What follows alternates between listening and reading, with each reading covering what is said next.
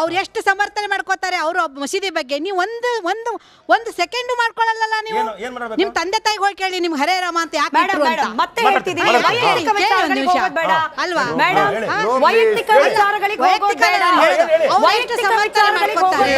ನೀವು ಬಿಜೆಪಿ ಬಿಟ್ಬಿಡಿ, ಬಿಜೆಪಿ ಬಿಡಿ. ಆಸ್ ಎ ಹಿಂದೂ ಆಗಿ ಒಂದು ಸಮರ್ಥನೆ ಬೇಕಲ್ವಾ ನಿಮ್ಗೆ? 500 ವರ್ಷ ಹೋರಾಟ ಮಾಡಿದ್ದಾರೆ ನಮ್ಮ ಪೂರ್ವಜರು.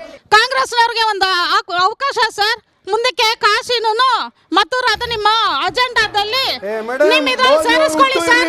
ಚಾಲೆಂಜ್ ಮಾಡ್ಕೊತೀರಾ? ಮೋದಿ ಅವರು ಹುಟ್ಟು ಇರ್ಲಿಲ್ಲ, ಬಿಜೆಪಿ ಹುಟ್ಟಿರ್ಲಿಲ್ಲ, ಅವಾಗ್ಲೇ ವಿವಾದ ಇತ್ತು. 100 ವರ್ಷಗಳ ಹಿಂದೆ ವಿವಾದ ಇತ್ತು. ರಾಜಕೀಯನ ಬೆಳೆ ಬೆಳೆಸ್ಕೊಳ್ಳಿ, ರಾಜಕೀಯ ಪಕ್ಕದಗಿಟ್ಟು ಎಲ್ಲರೂ ನಾವು ಒಂದಾಗಿ ಶ್ರೀ ಜೈ ಶ್ರೀರಾಮನ ಉದ್ಘಾಟನಾ ಸಮಾರಂಭಕ್ಕೆ ಹೋಗೋಣ ಅಂತ ನನ್ನ ಮಾತು. ಅವ್ರಿಗೆ ಪ್ರಶ್ನೆ ಕೇಳಿದ್ರು ಉತ್ತರ ಕೊಟ್ಬಿಡಿ. ಈಗ ಒಂದು ಮೇಡಮ್ ಅವ್ರು ಕೇಳಿದ್ರು ಏನಂತ, ಅವ್ರು ಅಷ್ಟು ಮಾತಾಡ್ತಾ ಇದ್ದಾರೆ, ನೀವು ಯಾಕೆ ಉತ್ತರ ಕೊಡ್ತಿಲ್ಲ ಅಂತ.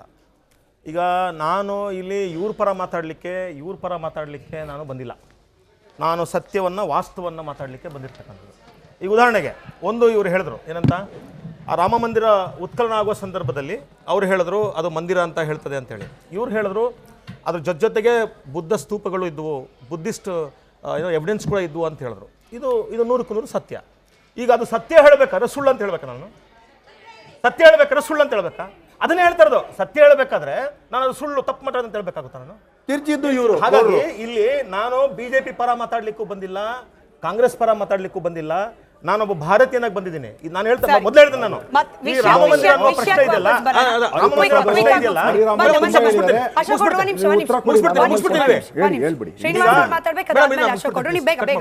ಈಗ ನೀವು ಹೇಳಿದ್ರಲ್ಲ ಇಲ್ಲಿ ನೀವು ಅವ್ರ ಪರ, ನಾನು ಹೇಳಿದ ಅವ್ರ ಪರ ಇವ್ರ ಪರ ಅಲ್ಲ, ಐ ನ್ಯೂಟ್ರಲ್ ಆಗಿ ಏನು ಸತ್ಯ ಇದೋ ಅದನ್ನ ಮಾತಾಡ್ತಾ ಇದ್ದೀನಿ ಅಷ್ಟೇ. ಮತ್ತೆ ನಾನು ಮೊದಲೇ ಹೇಳಿದ್ದೀನಿ, ನಾನು ರಾಮ ಮಂದಿರ ಕಟ್ಟಬೇಡಿ ಅಂತ ಹೇಳ್ತಿಲ್ಲ, ನಾನು ರಾಮ ಮಂದಿರದ ವಿರುದ್ಧನೂ ಅಲ್ಲ. ಕಟ್ಲಿ, ಅದೊಂದು ಧಾರ್ಮಿಕ ಭಾವನೆ, ಅದು ನಂಬುವಂತವ್ರು ಒಪ್ತಾರೆ. ಈಗ ಯಾರು ಕಟ್ಟಬೇಡಿ ಅಂತ ಇದ್ದಾರೆ? ಇಲ್ಲಿ ಪ್ರಶ್ನೆ ಬಂದಿರೋದು, ನಾನು ಮೊದಲೇ ಹೇಳಿದ್ದೀನಿ, ಕಾಂಗ್ರೆಸ್ ಮತ್ತು ಬಿಜೆಪಿ ಇಬ್ಬರು ರಾಮ ಮಂದಿರವನ್ನ ರಾಜಕೀಯಕ್ಕಾಗಿ ಬಳಸ್ಕೊಂಡಿದ್ದಾರೆ. ಶ್ರೀನಿವಾಸ್ ಅವರು, ಒಂದು ಧಾರ್ಮಿಕ ಕಾರ್ಯಕ್ರಮ, ಹಿಂದೂಗಳ ಅಸ್ಮಿತೆಯ ಪ್ರತಿರೂಪವಾಗಿ ರಾಮ ಮಂದಿರ ಉದ್ಘಾಟನೆ ಆಗ್ತಾ ಇದೆ. ಪ್ರಧಾನಮಂತ್ರಿಗಳ ಕೈಲಿ ಯಾಕೆ ಇನಾಗ್ರೇಷನ್ ಮಾಡಿಸ್ತಾ ಇರೋದು? ಪ್ರಧಾನಮಂತ್ರಿಯವರು ಬಿಜೆಪಿ ಪಕ್ಷದ ಪ್ರತಿನಿಧಿಯೂ ಆಗಿರೋದ್ರಿಂದ ಇದು ಪಕ್ಷದ ಕಾರ್ಯಕ್ರಮ ಆಗೋಯ್ತು. ಸರಿಯಾಗೇ ಇದೆಯಲ್ಲ ವಾದ? ಸ್ಟುಡಿಯೋ ಉದ್ಘಾಟನೆಗೆ ಯಾರೋ ಬರೋದು ಗೆಸ್ಟ್ ಕರೆಸಿದ್ರಲ್ವ ನೀವು? ಸ್ಟುಡಿಯೋ ಉದ್ಘಾಟನೆ ಮಾಡಿದಾಗ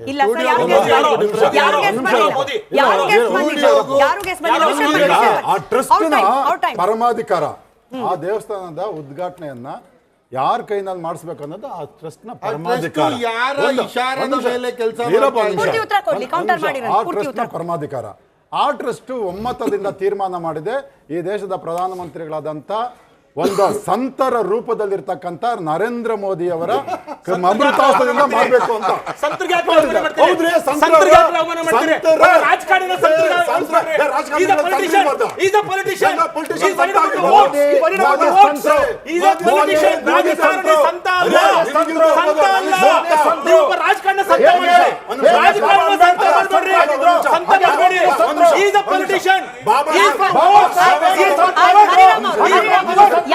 ಅವ್ರ ಸಂತತ್ವದಿಂದಾನೇ ಅವ್ರು ಅಷ್ಟೊಂದು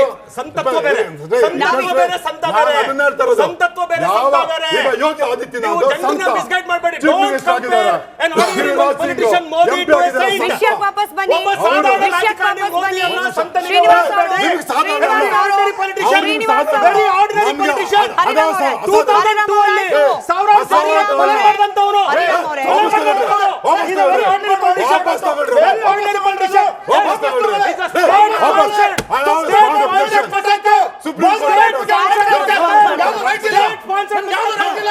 ದಯಮಾಡಿ ಒಬ್ಬರಾದ್ಮೇಲೆ ಒಬ್ರು ಮಾತಾಡಿ. ನೀವಿಬ್ರು ಕಿರ್ಚಿದ್ರಲ್ಲಿ 10% ಕೂಡ ಆಡಿಯನ್ಸ್ ರೀಚ್ ಆಗಿಲ್ಲ.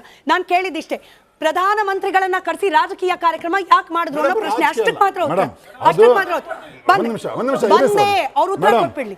ಫಸ್ಟ್ ಆಫ್ ಆಲ್ ಅವರು ಈ ದೇಶದ ಪ್ರಧಾನಮಂತ್ರಿ, ಅವ್ರಿಗೆ ಸಂತ್ರಲ್ದೇ ಇರ್ಬೋದು ಸರ್ ಮೇಡಮ್, ನಮಗೆ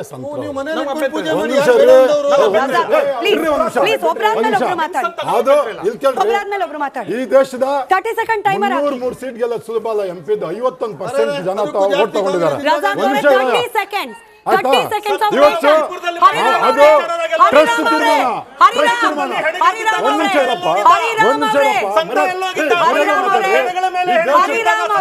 ಪ್ರಧಾನಿಗೆ ಹರಿರಾಮ್ ಅವರೇ,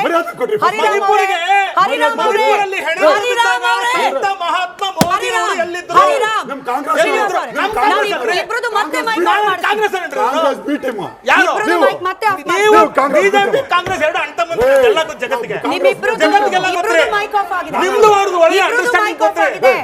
ಈಗ ಮೋದಿ ಅವರು ಅಧಿಕಾರಕ್ಕೆ ಬಂದ್ರೆ ಕಾಂಗ್ರೆಸ್ ಇಬ್ರು mic off ಆಗಿದೆ. mic off ಆಗಿದೆ. ಅಣ್ಣ ತಮ್ಮಂದಿರ ಸಂಬಂಧ, ನಿಮ್ದು BJP mic off ಕಾಂಗ್ರೆಸ್ ಆಗಿದೆ. ಅಣ್ಣ mic ತಮ್ಮಂದಿರ off ಆಗಿದೆ. ಸಂಬಂಧ. ಇಬ್ರದ್ದು mic off ಆಗಿದೆ. mic off ಆಗಿದೆ. ಅಶೋಕ್ ಗೌಡ್ರೆ ನೋಡಿ, ಕಾಂಗ್ರೆಸ್ ಯಾವ ರೀತಿ ರಾಜಕಾರಣ ಮಾಡ್ಕೊಂಡ್ಬಂದು ಅಂತ ನಾನು 30 ಸೆಕೆಂಡ್ ಪ್ರಶ್ನೆನೇ ಇಲ್ಲ.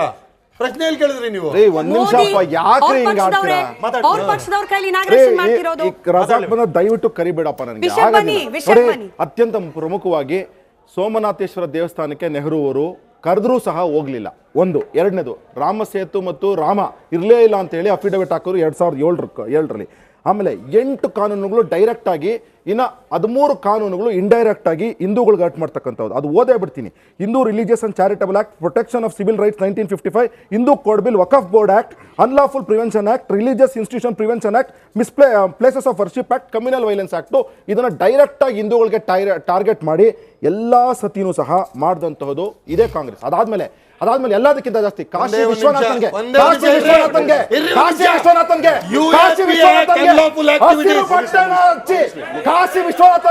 ಹಸಿರು ಬಟ್ಟೆನ ಹಚ್ಚಿ ಸೌದಿ ಅರೇಬಿಯಾ ಕಿಂಗ್ ಬಂದಾಗ ನನ್ನ ದೈವ, ನಾನು ಮೋಕ್ಷ ಪಡ್ಕೊಳ್ತಕ್ಕಂತಹ ಜಾಗ ಕಾಶಿ, ಅದಕ್ಕೆ ಹಸಿರು ಬಟ್ಟೆ ಹಚ್ಚಿ ಸೌದಿ ಅರೇಬಿಯಾನ ಕಿಂಗ್ನ ಮೆಚ್ಚಿಸ್ತಕ್ಕಂತಹ ಇದೇ ನೆಹರು ಸಂತತಿ ಇವತ್ತು ಹೇಗ್ರಿ ಮಕ ಇಟ್ಕೊಂಡು ಹೋಗ್ತದೆ ಅಯೋಧ್ಯೆಗೆ?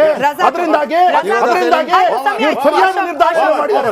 ಅವಕಾಶ ಇತ್ತು ರಜಾಕ್ ಅವರೇ, ಅವಕಾಶ ಇತ್ತು. ಕಾಶಿ ವಿಶ್ವನಾಥನ್ ದೇವಸ್ಥಾನ ಕೇಳಿ ಮೇಡಮ್, ನಿಮಿಷ ಇರಿ ಮೇಡಮ್. ಇಲ್ಲ ಮೇಡಮ್, ಅವ್ರು ಏನೇನೋ ಹೇಳ್ಬಿಟ್ರು, ಅದೆಲ್ಲ ಕೇಳ್ಕೊಂಡು ಕೂತ್ಕೊಂಡಿರೋ ಗೊಂಬೆ ಅಲ್ಲ ನಾನು. ಹೇಳಿ ಇವತ್ತು ಅಶೋಕ್ ಅವರೇ, ಸೌದಿ ಅರೇಬಿಯಾದಿಂದ, ದುಬೈಯಿಂದ ಶೇಖ್ ಕರೆದು ಬಿಟ್ಟು ತಪ್ಕೊಂಡು ಕೈ ಹಾಕೊಂಡು ಕುಣಿತಾ ಇರೋದು ಯಾರು? ಯಾರು ಹೇಳಿದ್ರು ಕುಣಿಯಕ್ಕೆ? ಕಾಶಿ ವಿಶ್ವನಾಥನ ಮುಚ್ಚೋದಲ್ಲ. ಕಾಶಿ ವಿಶ್ವನಾಥ್ ಮಂದಿರ ಹಾಗೂ ಜ್ಞಾನವಾಪಿ ಮಸೀದಿ ಅಲ್ಲಿ ನಡೀತಿರುವ ಒಂದು ವಿವಾದ, ಅದು ಕೋರ್ಟ್ ಅಲ್ಲಿದೆ. ಅದಕ್ಕೆ ಈವಾಗಲೇ ಹಸಿರು ಬಣ್ಣ ಅಂತ ಇವ್ರು ಹಚ್ಚಿದಾರಲ್ಲ, ಒಂದಿಷ್ಟು ಹಸಿರು ಬಣ್ಣ ಕಾಶಿ ವಿಶ್ವನಾಥ್ ಮಂದಿರ ಹಾಗೂ ಜ್ಞಾನವಾಪಿ ಮಸೀದಿ ಮೇಲೆ ಒಂದಿಷ್ಟು ಹಸಿರು ಬಣ್ಣವನ್ನ ತೋರಿಸಿದ್ರೆ ಅದು ಬಿಳಿಯ ಮಸೀದಿ ಆಗಿದೆ. 16 ಸಲ ಅಲ್ಲಿಗೆ ಹೋಗಿದ್ದೀನಿ. ಅರ್ಥ ಆಯ್ತಾ? ಮಾತಾಡುವಾಗ ಕೇಳಿ,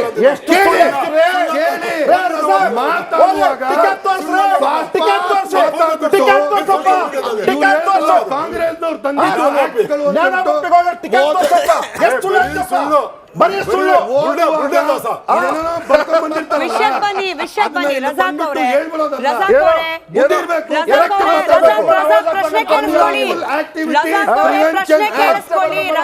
unlawful activities prevention act Congress ತಂದಿದ್ದು ಅಂತ ಇವ್ರು ಹೇಳಿದ್ರಲ್ಲ. ಡಿಜೆ ಹಳ್ಳಿ, ಕೆಜೆ ಹಳ್ಳಿ ಗಲಭೆಯಲ್ಲಿ ಮುಸಲ್ಮಾನರ ಮೇಲೆ ಹಾಕಿರೋದು ಅನ್ಲಾಫುಲ್ ಆಕ್ಟಿವಿಟೀಸ್ ಪ್ರಿವೆನ್ಷನ್ ಆಕ್ಟ್. ಅದು ಹಿಂದೂಗಳನ್ನ ಟಾರ್ಗೆಟ್ ಮಾಡಕ್ಕಲ್ಲ. ಈ ದೇಶದ ವಿರೋಧದಲ್ಲಿ ಯಾರಾದ್ರೂ ಏನಾದ್ರು ಮಾಡಿದ್ರೆ ಅದರ ದುರುಪಯೋಗ ಬಿಜೆಪಿ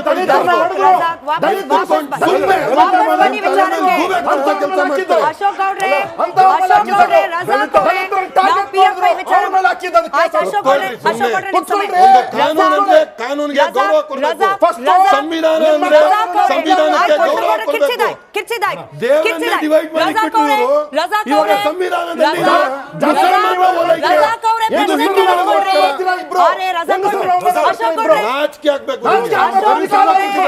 ಒಬ್ಬ ದಲಿತರ ಶಾಸಕನ ಮನ ಸುಟ್ಟ ಡಿಫೆಂಡ್ ಮಾಡ್ತಿದ್ರು. ಸುಮ್ಮನೆ ಕೂತಿದ್ರು.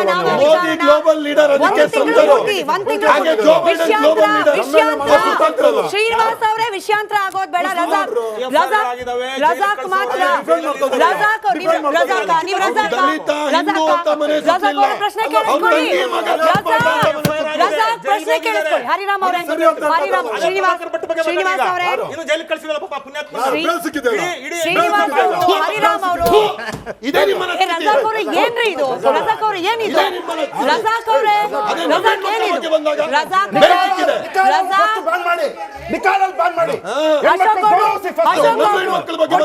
ಅಶೋಕ್ ಗೌಡ್ರು ಒಂದ್ ನಿಮಿಷ. ರಜಾಕ್ ಅವರೇ ಕೇಳಿಸ್ಕೊಳ್ಳಿ. ಸಭ್ಯರಾಗಿ ಬಿಹೇವ್ ಮಾಡಿ ಅಂತ ನಾನು ಒಂದು 10 ಸತಿ ಹೇಳಿದೆ. ದಯವಿಟ್ಟು ಮತ್ತೊಂದು ಸತಿ ಕೇಳ್ಕೊಂತಿದ್ದೀನಿ.